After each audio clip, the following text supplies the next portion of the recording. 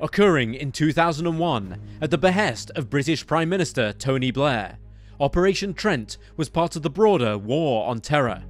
It was designed to locate and recover important intelligence from an opium-processing facility being used as the headquarters of al-Qaeda. Although it is a lesser-known and minimally documented campaign, it is considered the largest post-World War II operation in SAS history. Welcome to Wars of the World.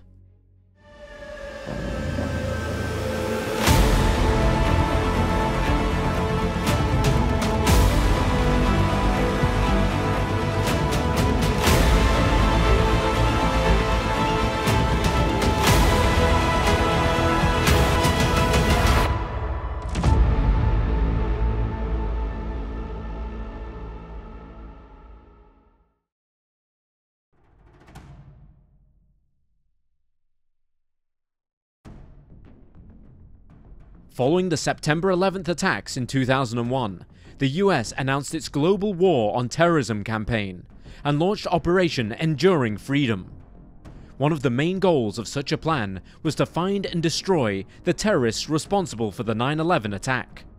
US officials soon determined that those very terrorists were hiding in Afghanistan, which led to a military invasion on October 7th of that year, along with a bombardment of airstrikes. Supported by the UK, the US also sought to remove the Taliban from power.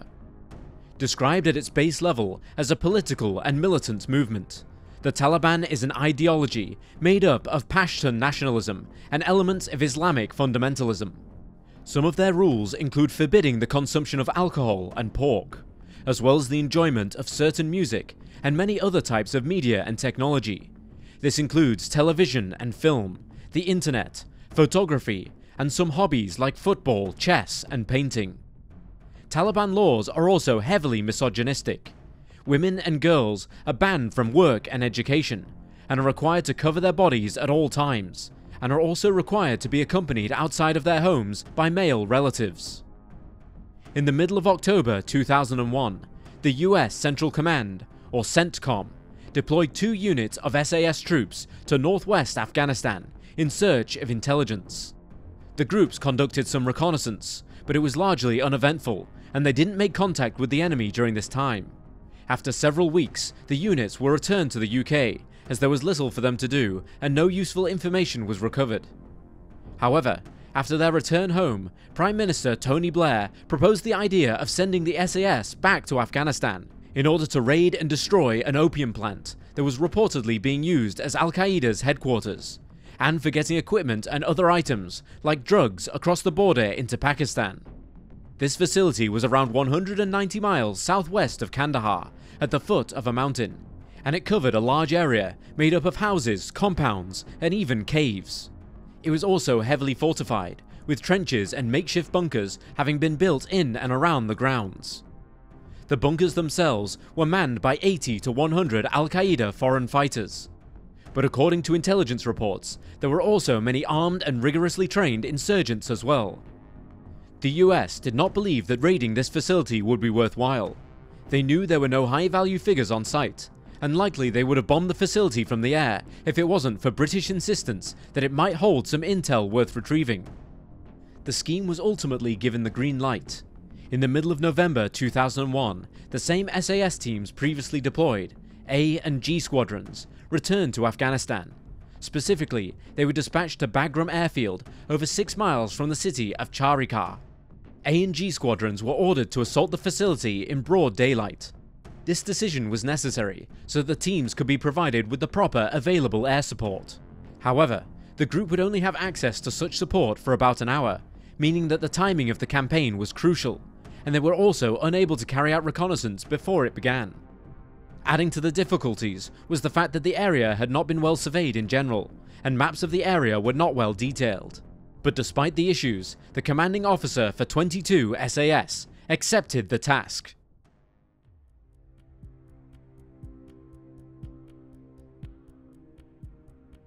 Somewhere between 100 and 140 men participated in Operation Trent, and the campaign's exact starting date is unknown. Sometime in mid to late November, G Squadron's air troop participated in a nighttime high-altitude jump. Specialty helmets with oxygen cylinders attached allowed them to survive during the difficult descent, until they reached a lower altitude and were able to open their parachutes. Upon reaching the ground, they found themselves in sub-zero temperatures in an empty slice of land of the Registan Desert. Here they planned to test the area's suitability as an improvised airstrip for landing, which the main units would then use.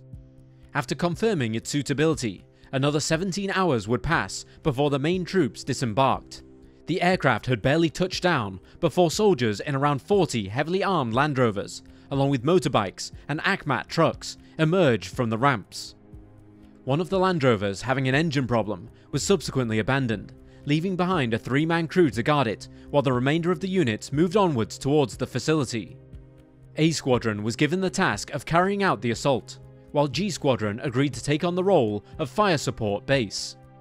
They would suppress enemy retaliation and fire by using their vehicle-mounted weapons, mortars, anti-tank missiles and sniper rifles, hoping to ease the way for A Squadron and allowing them to get close enough to their target.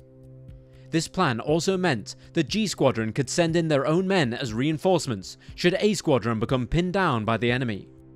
The units remained inactive until 7 AM the following morning, when the enemy was spotted moving amongst the trenches.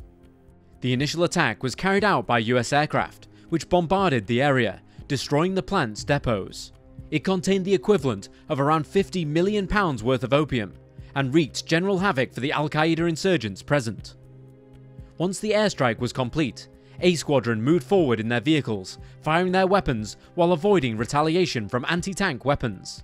They came to a halt and dismounted near the outer perimeter of the facility, moving the rest of the way on foot, across rocky outcrops and other challenging terrain. Coming across the first of the trenches, they began to fire, while the insurgents fired back, using AK-47 assault rifles and RPG-7s, shoulder-mounted rocket launchers.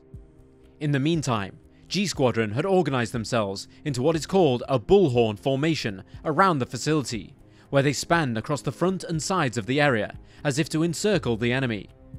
They subsequently used heavy weapons to support A Squadron, who soon began to struggle due to heavy resistance, becoming pinned down near the trenches. Air support fired on the enemy until they ran out of munitions, and at one point, one fighter plane almost hit members of G Squadron while shelling a bunker. The first injury occurred shortly afterwards when a member of A Squadron was hit while closing in on the fortified positions. They were subsequently carried to safety by 2 other troops. Meanwhile, other members of A Squadron successfully broke through the entrances to the caves and the trenches around the facility, leading to the deaths of around 6 insurgents. While intelligence had indicated that a lot of these fighters were poorly trained, it was clear that they were tough, pushing back consistently and ferociously against the British troops, slowing down their progress immensely. One positive to the ongoing fighting, however, was that eventually A Squadron managed to draw the insurgents out of their hiding places. One British soldier described the enemy as lunatics, noting that, quote, "surrender was the last thing on their minds." He added, "They would run out of the front line while firing. It was something out of the First World War. These were not people, proper soldiers, who could be treated with dignity. If they had a breath left in them, they would be trying to shoot you. So we had no choice but to kill." End quote. In order to help A Squadron to move forward from where they had stalled, some members of the G Squadron were sent in to help. At around this same time, the regimental sergeant major in command of the G Squadron was shot in the leg, making him the second SAS troop to be wounded during the operation. Helmet and body armour were both a great asset to the SAS, and are partially credited with keeping the number of injuries low throughout the campaign. A Squadron, with the help of the extra troops, was eventually able to clear the caves and reach their objective. They ultimately cleared the headquarters, scouring for any useful documents and other intelligence materials that they could find. During this process, however, more insurgents began to close in, and as they were too deep into the compound to call upon air support, SAS snipers stepped up and began to pick off the enemy. Both A and G Squadrons had completed their objectives in a matter of a few hours. They came away from the facility armed with several laptops and a plethora of paperwork, with information relevant to al-Qaeda operations. During the 4-hour campaign, only 4 SAS troops were injured and there were no deaths on their side.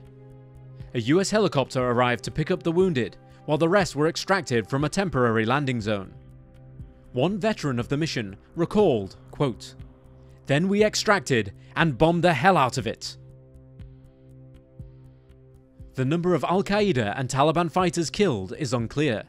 Lower estimates put the figure at just 18, while other sources claim as many as 73 insurgents lost their lives.